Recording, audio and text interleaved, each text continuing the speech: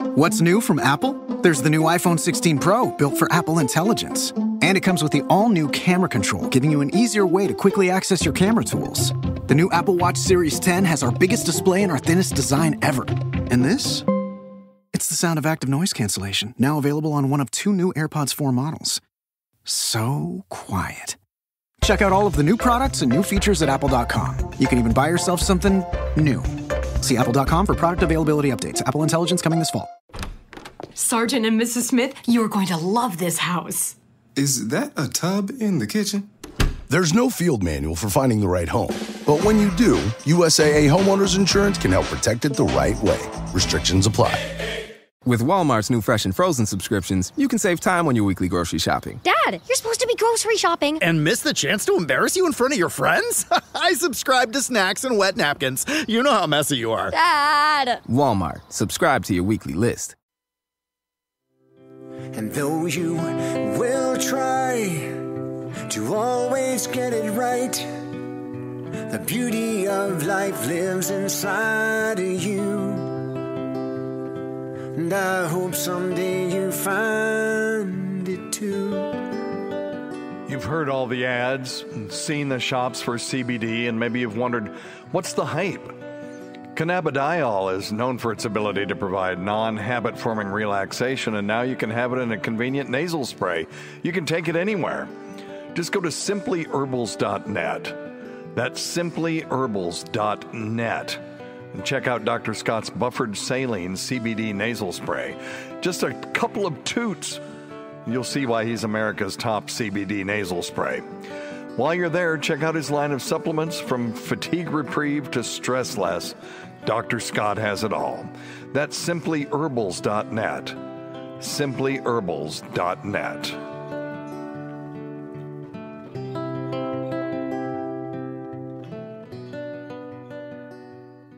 Your show was better when you had medical questions. Hey!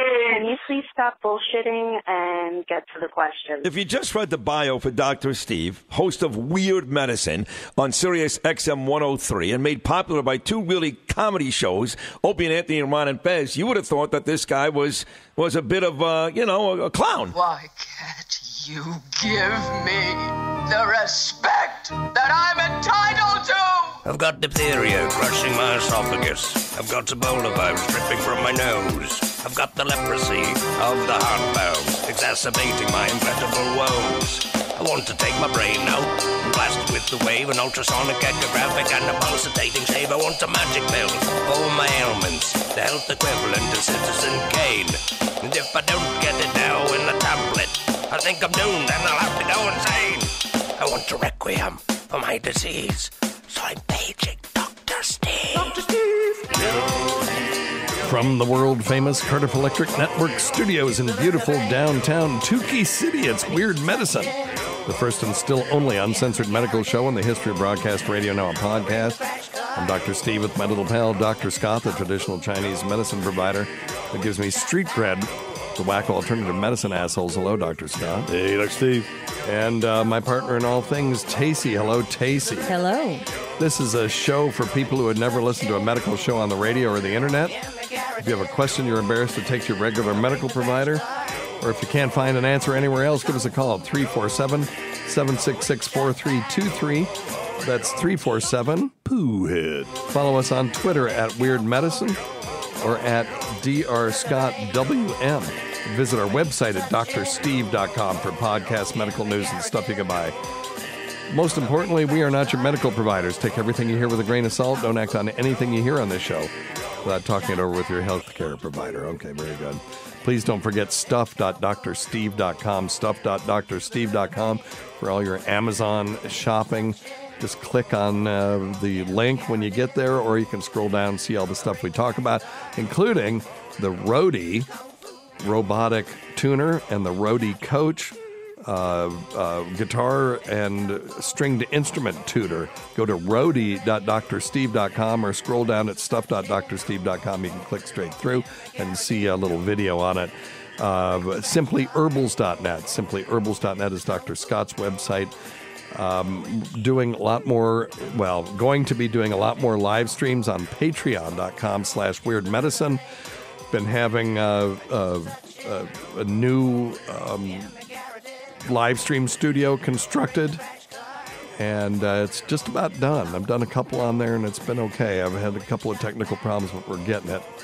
And you can always send us a tip at tips.drsteve.com.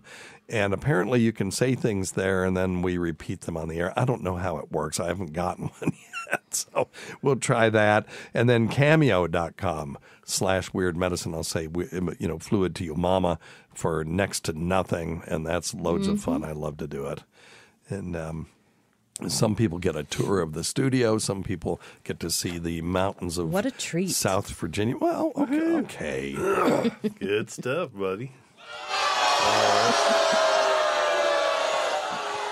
All right, very good.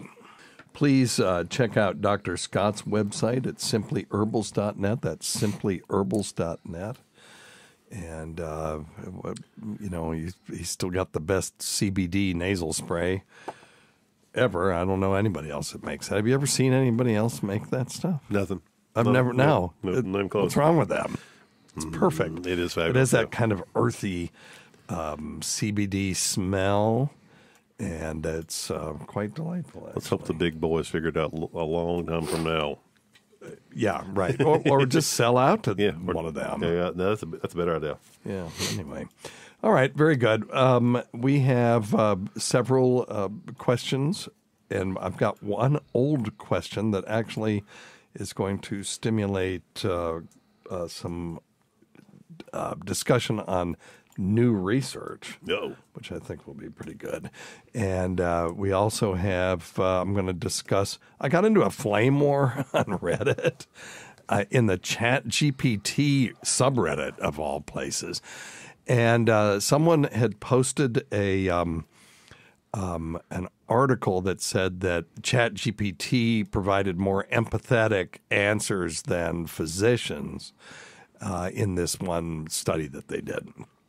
And it's like, well, it's easy for it to display. Number one, large language models don't have empathy. They don't have anything. There's no internal process going on. The way large language models work is they simply predict the next word that should come out of their mouths to make language work, to make it seem like natural language. That's really what they're there for, and how they work. So they're really good at abstracting information, and they're good at being chatbots, just talking to you, and you can set them up to sound extremely empathetic. In other words, where they're all they're validating you and all that kind of stuff. It turns out this study was complete horse shit because it was taken off of comments from some subreddit or something like that. I'll have to pull the original article,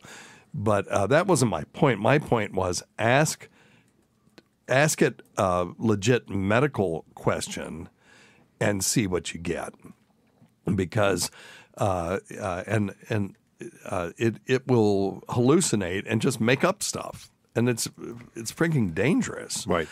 And then people came back to me and said, "Well, it passes the MCATs and the medical exam better than a lot of doctors do." It's like, yeah, okay, so what? It multiple choice questions. The thing can dope out what using test taking skills and some knowledge. It can dope out the answer, but when do you want?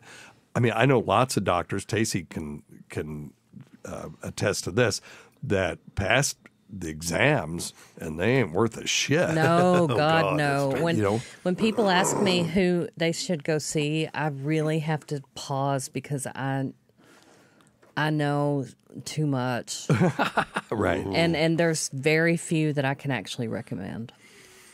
Isn't that something? Yeah. It is, yeah. Yeah, the amount of cognition that's being performed in the heads of some of my colleagues is just it's unbelievable how little it is. It's either bad bedside manner, bad intelligence, bad nursing, I mean, there's something bad in just about every office that lack of attention, bad billing. Yeah. Oh God, yeah. It's gotten so complex. It's almost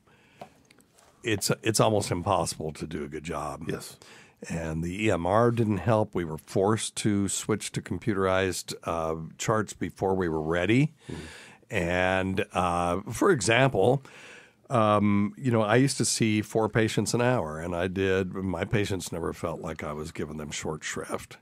And when we switched to the first EMR that we had to go to every 20 minutes. And now with this EMR, it's every 30. So I'm seeing half as many people a day as I was. But they're all taking longer, and so you're ending up billing more because you bill on how much time it takes to do stuff. Yes. Everything takes longer than it used to. And I used to have these, just sort of a check thing. I could check for somebody that was there for just a medication refill, and I could spend the rest of the time just talking to them. Yep. Now, I have learned how to work on the computer and make eye contact and do my note while I'm talking, because if I don't do that, I will be getting home 6, 7, 8 o'clock at night, and it has contributed to burnout. Yep. So there's that.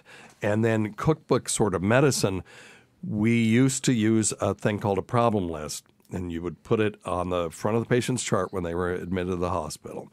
And you would say, acute GI bleed, congestive heart failure, exacerbation of, COPD. And then as you saw the patient every day, that page stayed on the front of their chart. And as each thing resolved, you would cross off the problem, high, low potassium. You fix that, you cross it off. Yep. And then when you were left with nothing but chronic problems, the patient went home. Gotcha. Now that problem list is used solely for billing. Yeah. It's not on the front of the chart like it was, because there is no chart anymore. No. It's just a computer screen, and it is used to make sure that you're getting the maximum, and not you, but the hospital. Mm-hmm. So the hospital will stay on top of you and say, well, now, can you add sepsis with low blood pressure instead of just sepsis, because then the hospital makes a few more bucks that way. Mm-hmm. So those things are just used for billing, and a lot of the things that are put in the chart is just for billing or quality points. We have people who are in a thing called an ACO, and it's I can't remember what it is. I'm having a senior moment, but basically it's a group where you can make more money if you do good medicine, right? Okay. But some of the things are, well, did you discuss advanced care planning? So you just have in your template, advanced care planning was discussed, blah, blah, blah, blah, blah, whether you talked about it or not, and you tick that thing off. Yep. You get to check that box off. So there's a lot of bloat in the charts now too. But anyway, so it would be nice to have an AI assistant that could help you and answer medical questions for you.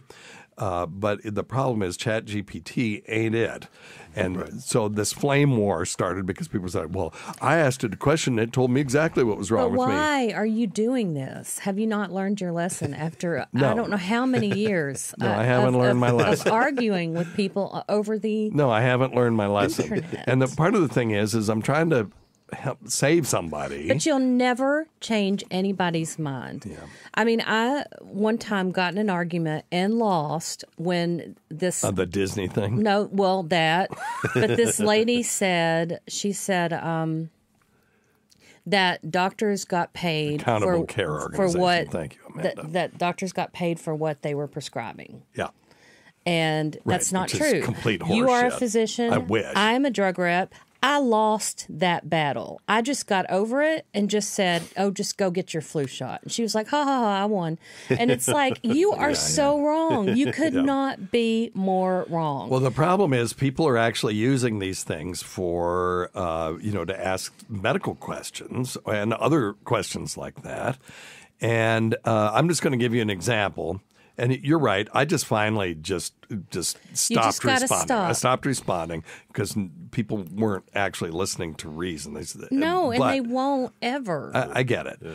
But so I do want to talk a little bit about the types of things that these large language models will say, just as a caveat to the few people out there that will actually listen to what the F I'm saying.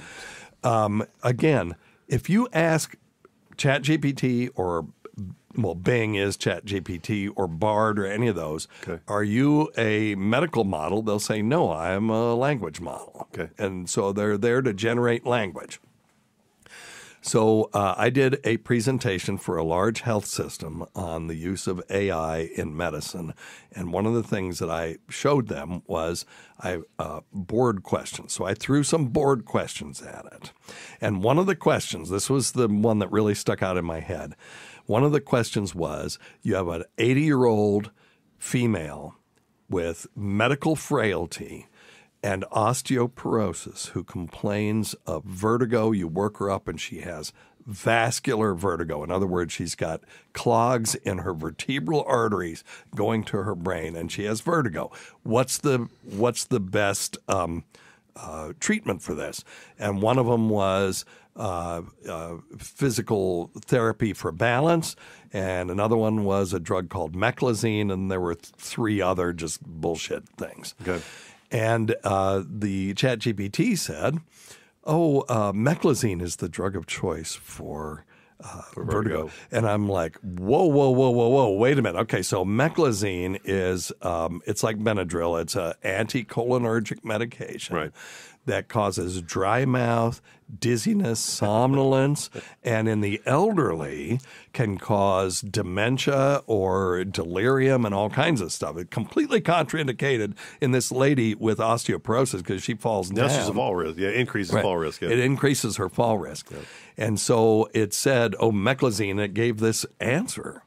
Now, unless you knew that was bullshit, that answer was great. You go, and I said, wait a minute. Are you sure? It said, oh, yes, meclizine is the drug of choice for this. And I said, have you ever heard of the Beers list? Now, the Beers list is a list of medications that are problematic in the elderly. Okay. Meclizine is at the top of that list. And I said, have you ever heard of the Beers list? And ChatGPT said, oh, yes, of course. And meclizine, fortunately, meclizine is not on the Beers list. And I went, okay, well, let me just show you the Beers list. And so I gave it a URL and I said, here's the Beers list. Meclizine is obviously on the list. And then it says, oh, yes, you're correct. I apologize for the misinformation before. Meclizine is on the Beers list and should not be given to this patient. It's like, but I had to know that. Yep. I had to know that the answer was bullshit. And these people who were saying, well, no, it's great for medicine, have Gell-Mann amnesia. Do you remember when we talked about Gell-Mann amnesia? Yeah, do you remember? Were you here, Tacie, when we talked about that? Know. It's incredible, yeah. So Gell-Mann amnesia, I'll give you an example, is when you have a a news story that you know something about. And everything is wrong in the story. Yeah. When I was in Vermont, they did a story about our health clinic, and every single thing that they said was incorrect. They got my name wrong. They got the name of the clinic wrong. They got the name of the town wrong. Everything was wrong, right? But then they tell us another story about Afghanistan, and we were like, wow, isn't that interesting? And we assume that everything's right. Why would we think anything was right? We have this amnesia. We've forgotten that they get everything wrong or get enough stuff wrong that you can't trust it. Right. Okay? There's several other examples of Gell-Mann amnesia. I remember hearing Jesse Ventura on Opie and Anthony. And the one time he talked about something I knew something about, it was complete horseshit because he's talking about mind control and the HAARP and all this stuff. And then he was talking about fluoride in the water. Okay. And he said, well, fluoride is one of the main ingredients in Prozac. And it's like, oh, ding, ding, ding. Oh, wait a minute. Wait a minute, Jesse. Okay. It's fluoxetine. Fluoxetine has fluoride atoms in it. fluorine atoms in it. That is correct. They are there because they are electrophilic. In other words, they will pull electrons toward them so that the other end of the molecule will be more active. That's what makes fluoxetine work. Okay? It's not fluoxetine, aka Prozac, isn't a cake. It's not an ingredient. Right. It's part of the molecule. It's not like you just threw a bunch of fluorine. And so the fluoride that they put in water has a completely different chemical activity than the fluorine atoms that are in Prozac. Okay. And that's when I knew that he didn't know what the F he was talking about.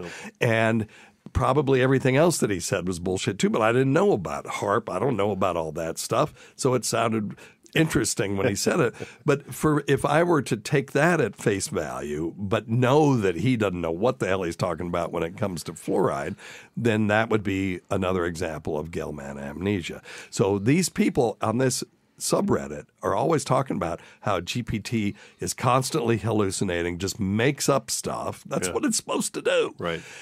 But yet, when it comes to medical stuff, they're like, oh, no, it's better than doctors. And it's like, come on. Okay, so we've had plenty on that topic. That's insane, though. Okay, I guess I need to move on. Okay. All right. I believe it is time for... Oh, there we go. It's Tacie's time of topics. A time for Tacie to discuss topics of the day. Not to be confused with Topic Time with Harrison Young, which is copyrighted by Harrison Young and Area 58 Public Access. And now, here's Tacie.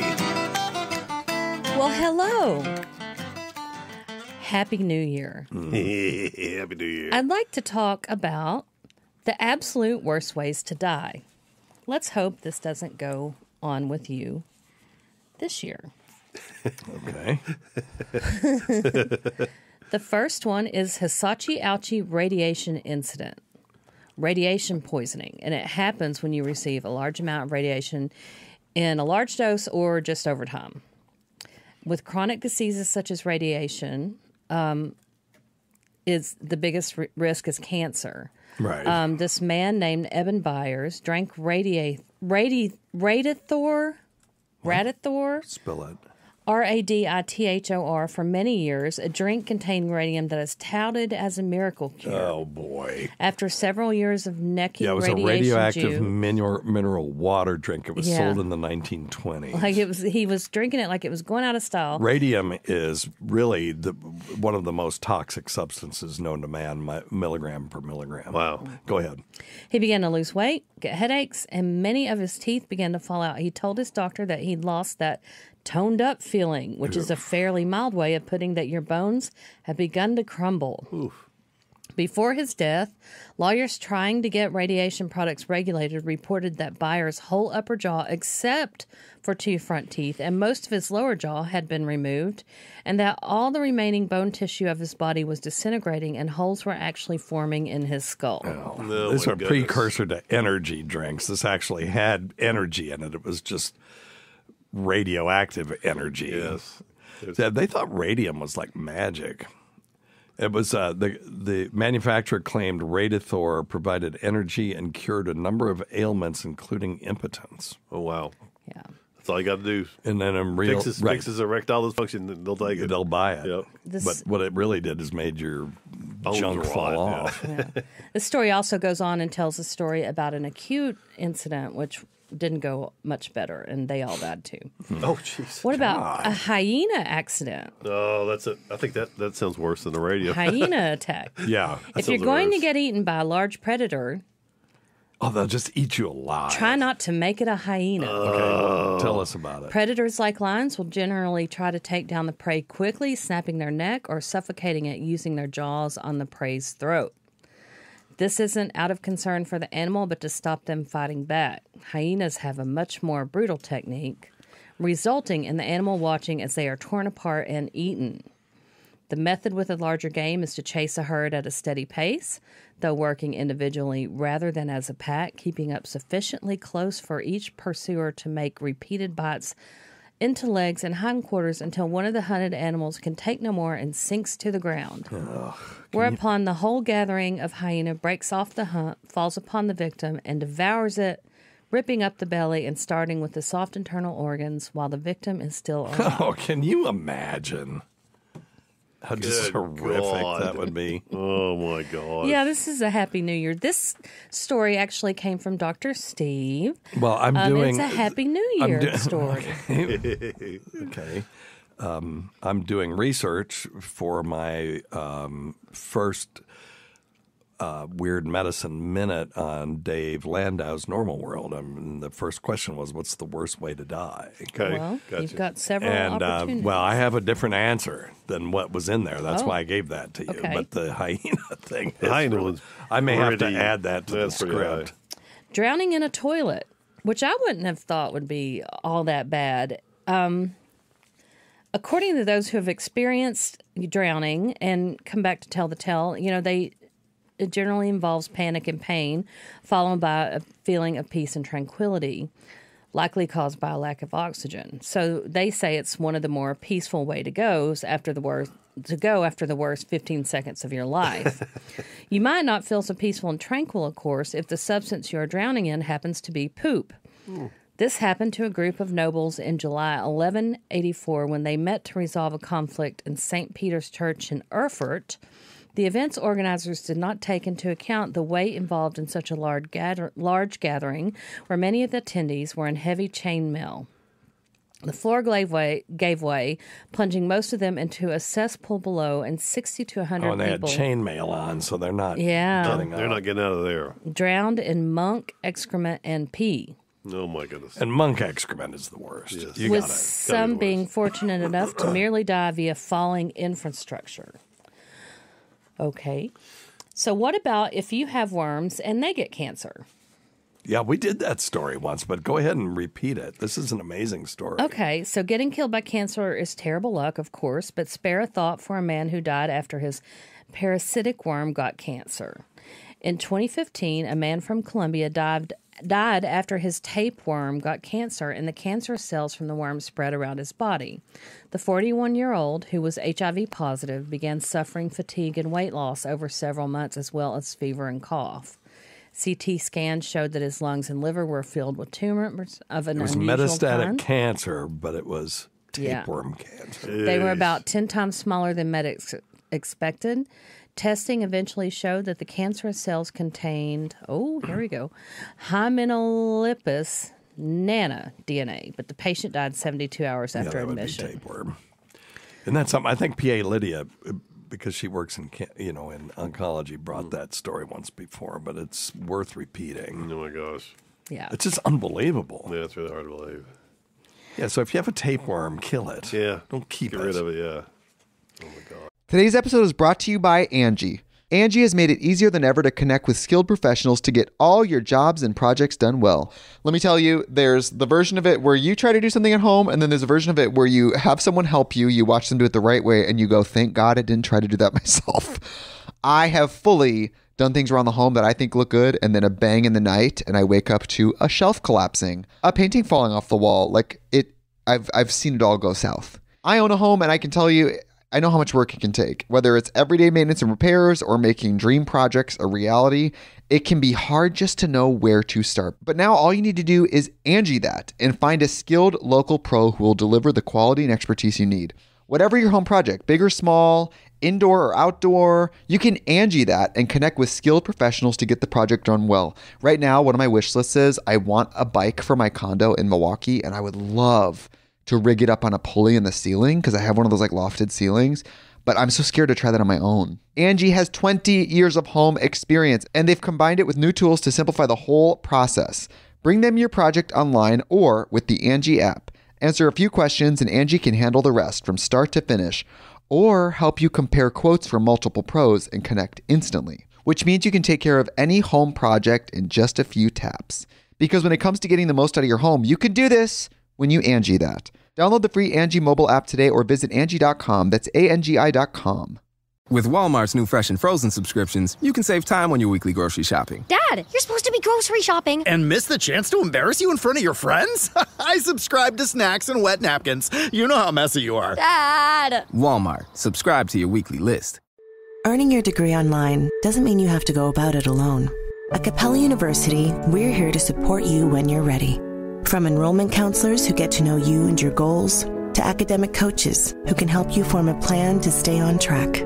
We care about your success and are dedicated to helping you pursue your goals. Going back to school is a big step, but having support at every step of your academic journey can make a big difference. Imagine your future differently at capella.edu. This episode is brought to you by PNC Bank, who believes some things in life should be boring, like banking, because boring is steady, pragmatic, responsible. You don't want your bank to be cool or sexy. Sexy is for red carpets, not banks. That's why PNC Bank strives to be boring with your money, so you can be happily fulfilled with your life. PNC Bank, brilliantly boring since 1865. Brilliantly boring since 1865 is a service mark of the PNC Financial Services Group, Inc. PNC Bank, National Association, member FDIC.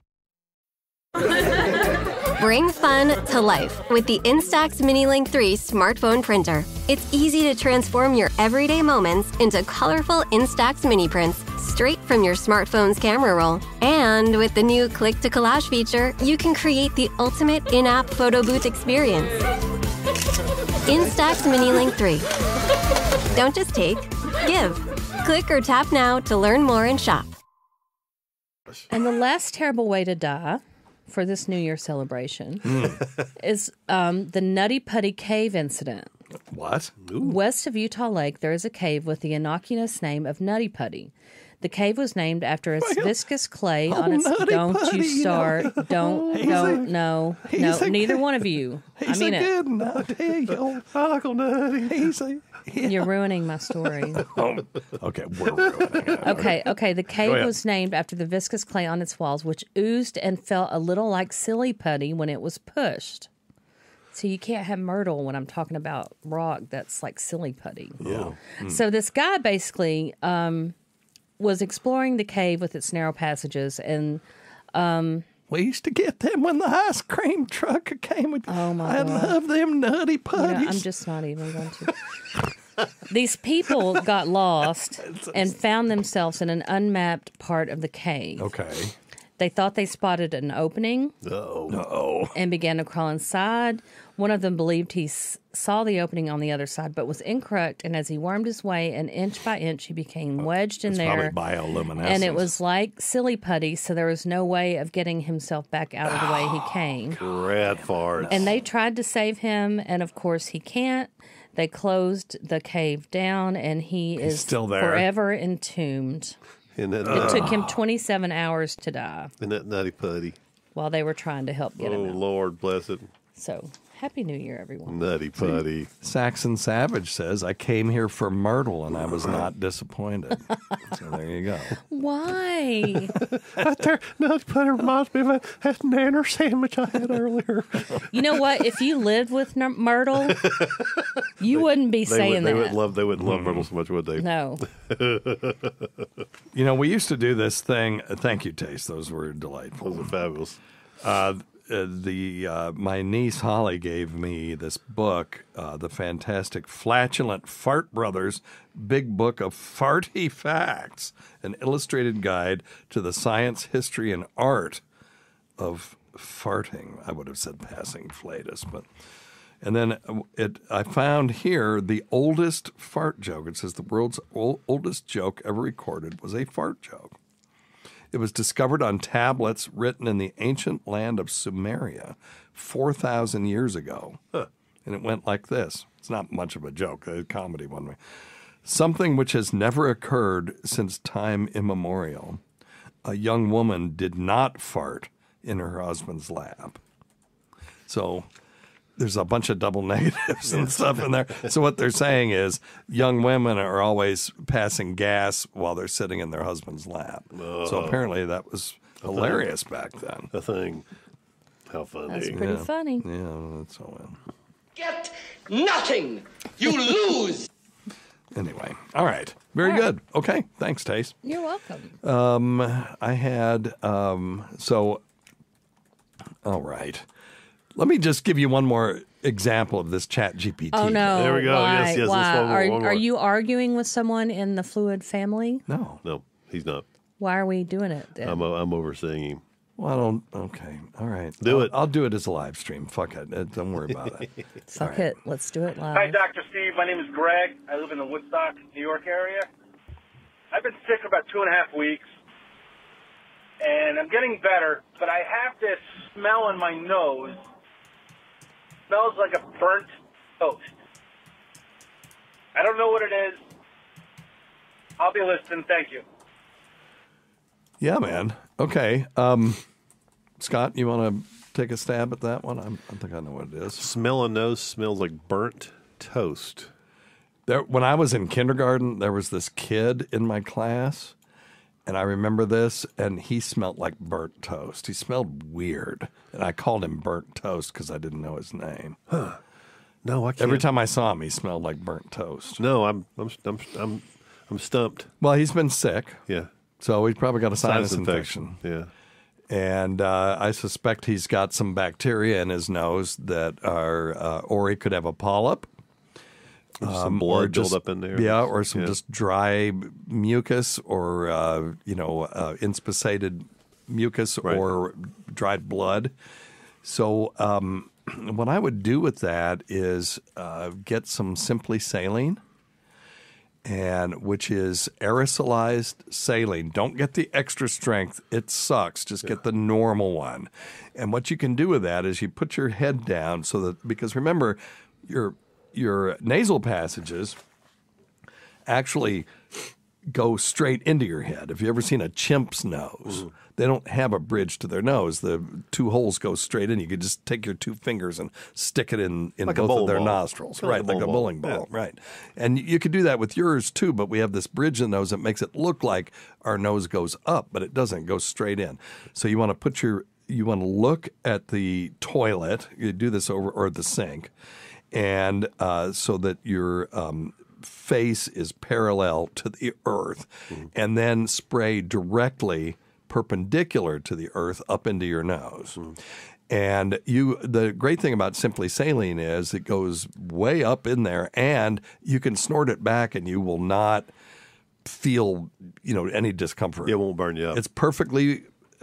It's the perfect concentration, the perfect pH. Good. And you just snort it back, do it on both sides, and then blow your nose. Now, if you have an extra $80 laying around, I would go buy a Navage.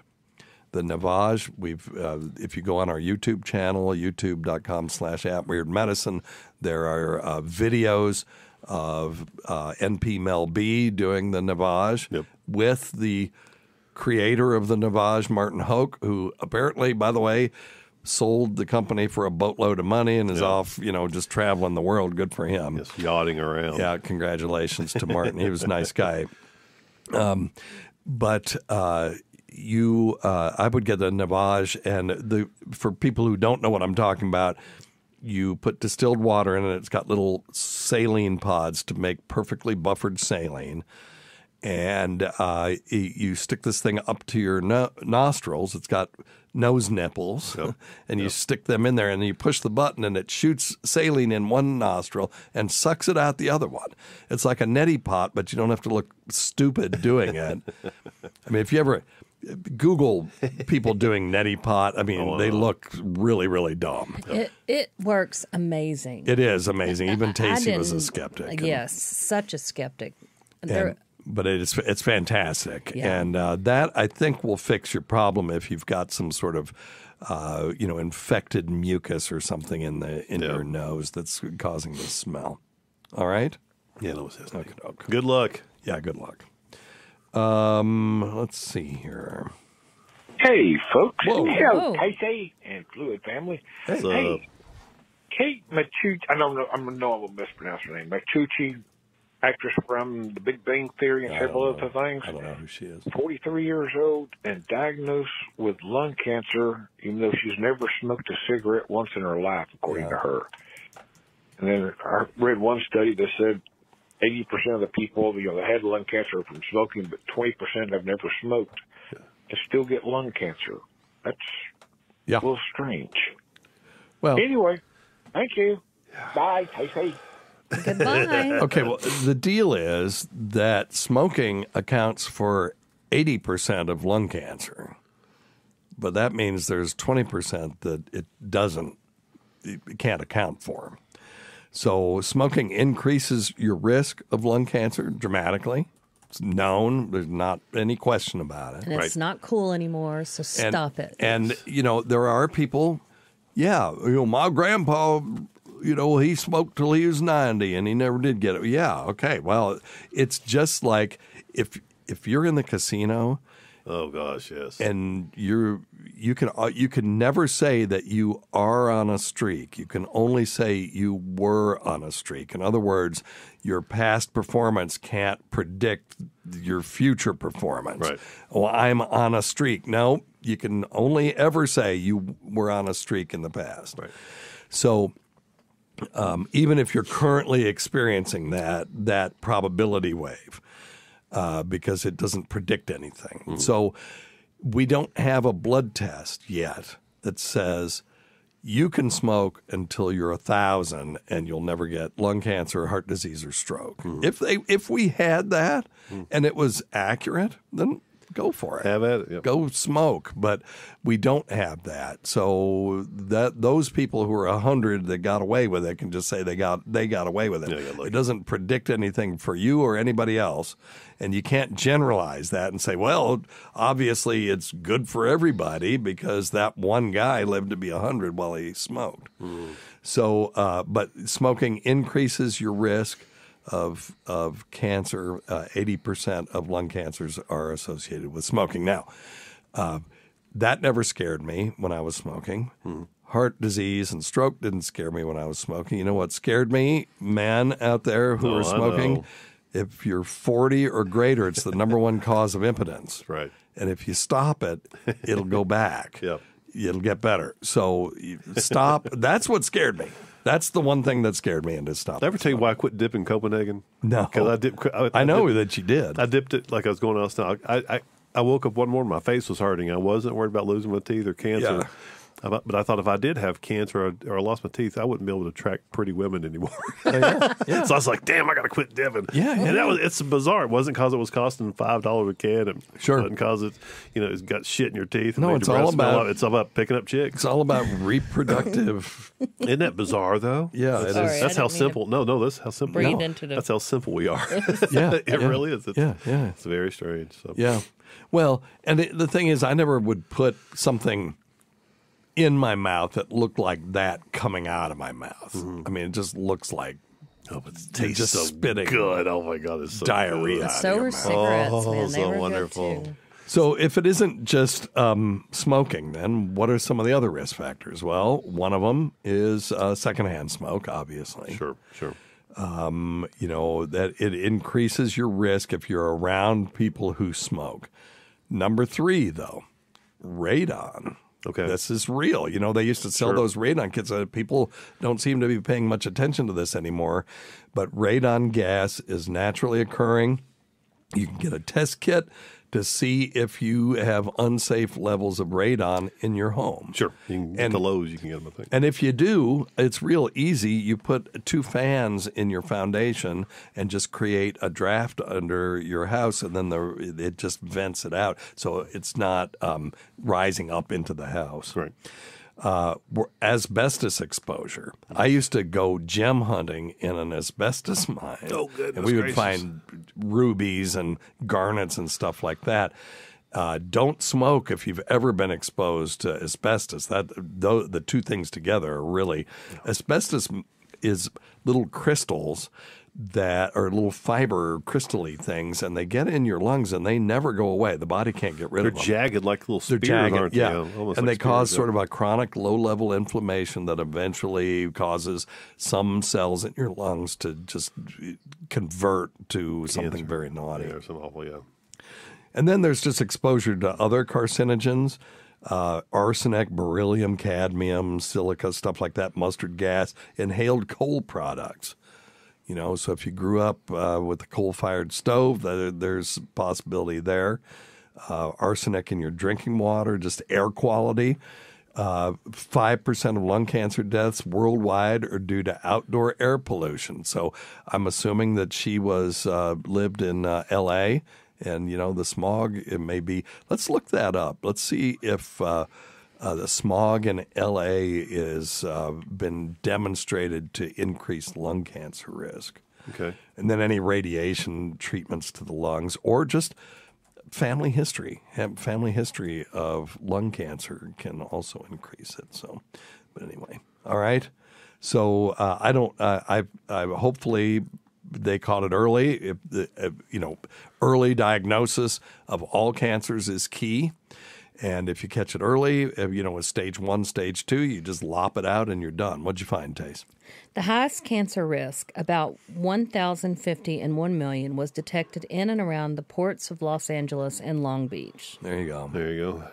Yeah, so, she's a Hollywood actress, and maybe it was just she was just predisposed, and that kicked her over the edge. I don't know. I don't know anything about it. Now, I don't know. That's from October 2nd, 2014. Right under it, it says cancer risk from air pollution drops in Southern California. Okay. Well, okay. So, it's the Big Bang Theory girl count. I don't know. I never watched that show. So, hopefully they caught it early and they're going for a cure. Southern California's cancer risk from air pollution has dropped 65% since 2005. Wow. But is still too high in many areas, regional air quality regulators said in a report released Thursday, and this was written... Wait, Lovett is saying it's Kaylee Cuoco? No. Hey, I've got it right here. No, I just found it. It wasn't her. It's Kate Micucci. Micucci? Micucci. Yeah, that sounds like Micucci. Yeah, that's the best I can do. You know how I am.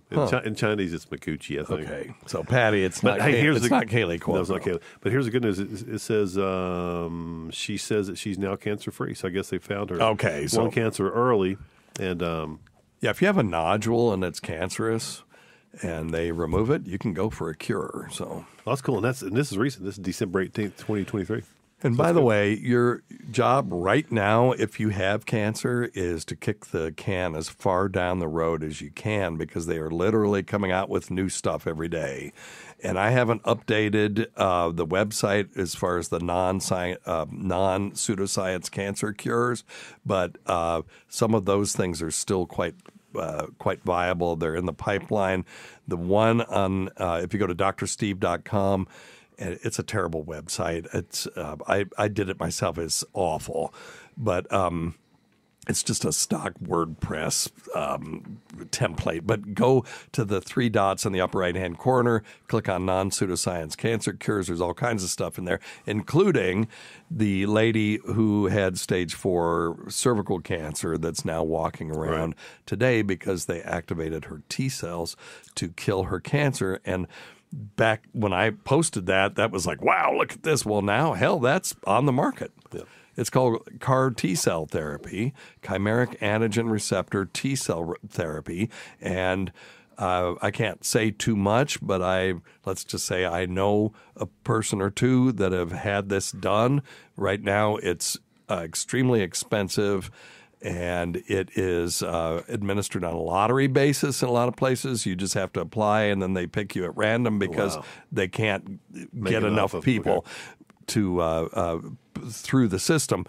But when CT scans came out, they were run on a mainframe, and it used to take 45 minutes to do one. The CT scans now are run on a little PC, and you could do 10 an hour. Yeah, you do 5 minutes, yep. So this is going to get better. Okay, good. And the cure for cancer is going to come from the immune system, not chemo or any of that stuff. It will be an immunologic response, and not just these sort of blanket immunotherapies that we have now, like Opdivo and Keytruda. They're awesome. Right.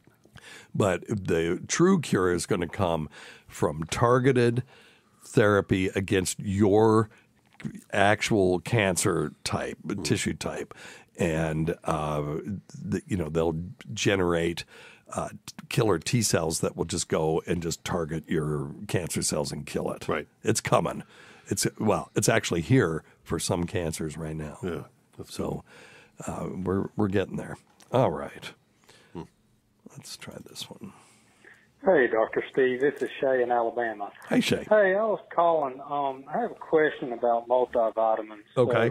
So, with multivitamins, I try to take multivitamins, but, there's a pill for vitamin C, a pill for vitamin D. Right. All these other pills. Well, I'll get into a mode where I'll start taking them, and then, lo and behold, I quit taking them. But I was walking through one of the big box stores, and my wife's expecting and happened to pick up one of the prenatal vitamins. Yes. And this thing's got everything in it in one pill. It's got biotin and vitamin It really C, does. vitamin D, and omega-3 fatty acids. Sure. And, I just thought it'd be real convenient, be able to take one pill. Now, it is a prenatal, and I just want to know if I take this thing, are my stupid nuts going to shrivel up and my wings fall off? No. Grow a nice set of That's a boobs? great question, though. Or am I good to rock on and take one pill? Appreciate all you do. Tell Dr. Scott, though, that this prenatal does not have astragalus in it. Oh, hey, Tacie. Hello. That's terrible. It's no good then. That's no good. So, you can take them. Prenatal vitamins have molecules in them that are good for fetal development, like folic acid. Okay. And one of the things that folic acid helps to do is prevent neural tube defects. In other words, spina bifida and other things like that. Folic acid is good for that. They got vitamin D, calcium, vitamin C, vitamin E. They can help in women prevent low birth weight, birth defects, some preterm births, even preeclampsia. No women type ingredients that might mess him up? Nope.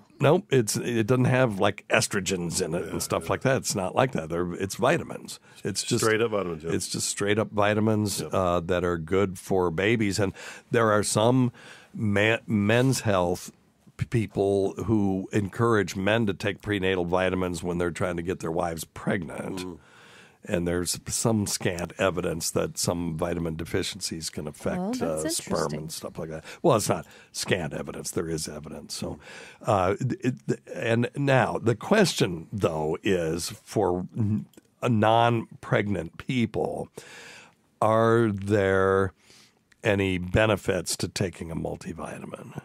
Now, I'm encouraging our kids to take multivitamins. Because their diet is shite? Their diet is complete, utter shite.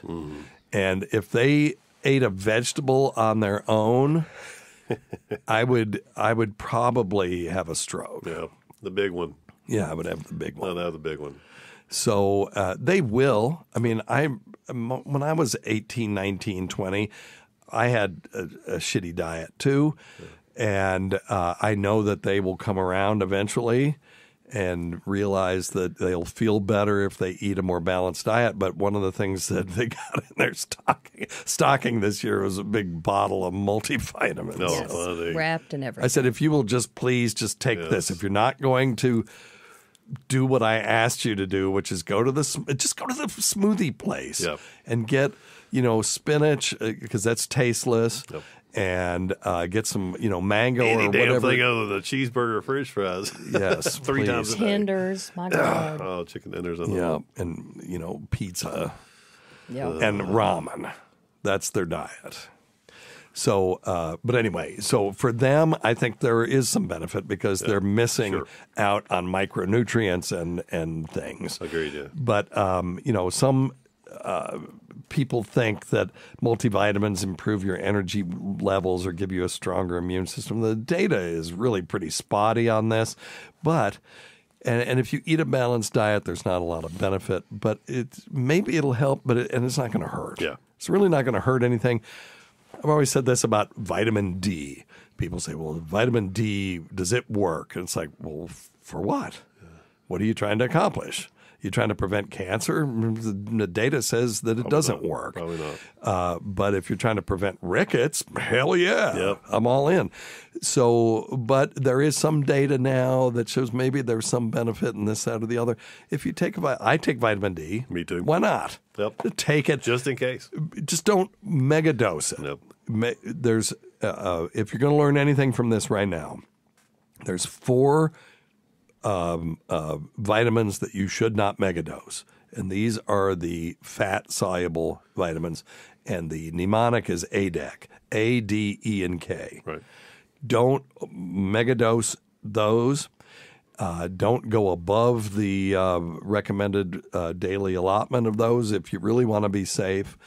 And then all the rest of them, the B vitamins, if you megadose on B12, you're just going to piss it out. You'll figure it out after about 15 minutes. You start peeing it. Yeah. It's coming right out. Yeah. So, but anyway, okay.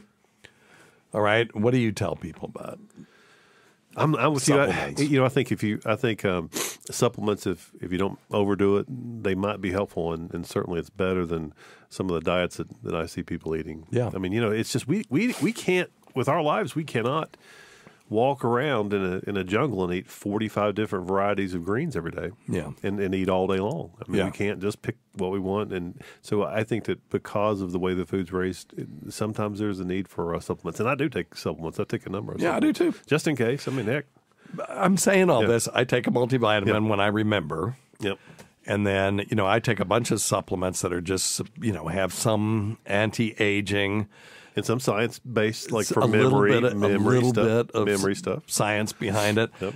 And for my neuropathy. Yep. And if you know someone that's suffering from peripheral neuropathy, by the way, and they're not taking certain supplements, go to our website, drsteve.com or weirdmedicine.com, and click on for neuropathy sufferers. And there are 4 supplements that have some data. Right. And it's, the people that will take it faithfully will get some benefit from it. Agreed. Well, sometimes. I mean, I can't guarantee that, but it's worth a shot, though, if you've got the neuropathy, for sure. And my patients who have neuropathy from chemo, try them, and the ones that will take it faithfully tend to get some benefit from it. Yep. All right. This one, I'm not sure what he's asking, so see if you can dope out what he's saying, and if we can't, I sent him a message trying to get him to clarify it. But see. Yes, I was inquiring about Ozempic. I know that it's supposed to help with your heart. I've had stents put in, and so I'm wondering, is that something that could help me or not? Give your point of view, please. Okay, so I think what he said was Ozempic. That's what I was thinking. Okay. I think we're all clear on that. That's the. It's hard, but I think that's what it is. That's the answer that we'll give anyway, or the question we'll answer. Always, what I learned in medical school too was if a professor asks you a question, answer the thing that you know the answer to. You don't always have to answer the question that they asked. Well, I don't know that, but I do know. So anyway, something close. But semaglutide is Ozempic and also Wegovy. These are used for weight loss and stuff. And Tacie, you've had some experience with these drugs, right? Yes, when I could get them. And you sold something like this, right? At one point, or no? No, okay. I did not. Okay. She's retired. I knew at one point you were learning a lot about all the different diabetes I've drugs, but you had something friends who sold it. Okay, all right. Anyway, so they did a study, and they had pre-existing cardiovascular disease, either a previous heart attack, a stroke, or they had peripheral arterial disease. In other words, poor pulses. Right. And which can cause claudication, which is pain when you walk that goes away when you stop walking, et cetera, et cetera. And they also had a BMI over 27, so 25 being the cutoff for quote-unquote normal. Listen, we all know BMI sucks, but it's what we got. It's a real simple way to, to just kind of get people into the ballpark. Yeah. And what they found was that it significantly reduced the number of cardiac events in the people even if they didn't have diabetes. And this was a large, randomized, controlled trial. Which makes total sense. Absolutely, it does. And I think that we're going to probably see these kinds of drugs used not only for weight loss and diabetes, but also for secondary prevention of cardiovascular disease. So pretty interesting. Good stuff. Got to get insurance companies on That's right. board. All right. Well, now before we get out of here, regarding Chat GPT. Oh, my Here we go. All right. Can you, shut up? All right. Well, thanks always go to Dr. Scott and Tacie. Tacie, the executive producer, who's makes sure that everything flows the way it's supposed to on this show. Thanks to everyone who's made this show happen over the years. Listen to our SiriusXM show on Faction Talk channel. SiriusXM channel 103, Saturdays at 7 p.m. Eastern, Sunday at 6 p.m. Eastern, on demand, and other times at Jim McClure's pleasure. Many thanks to our listeners whose voicemail and topic ideas make this job very easy. Go to our website at drsteve.com for schedules, podcasts, and other crap. Until next time, check your stupid nuts for lumps. Quit smoking, get off your asses, get some exercise. We'll see you in 1 week for the next edition of Weird Medicine. Thanks, everybody. Thank you, guys. Goodbye. I'll give a shout out to the Fluid family. I see King of All Diffs. Love it. Stacy Deloach. Barb Parrish. Oh, Barb is a Patreon subscriber. I think she was going to be on the show one day, and then I screwed up. The Dabble Storian. Hello. ORS at the movies is in the his house. Saxon Savage is here. He's a fan of Myrtles. Tracy with an I. Rochi, Amanda Davidson, and more. So thanks for joining us in the waiting room, the Fluid family. All right, take care, everybody.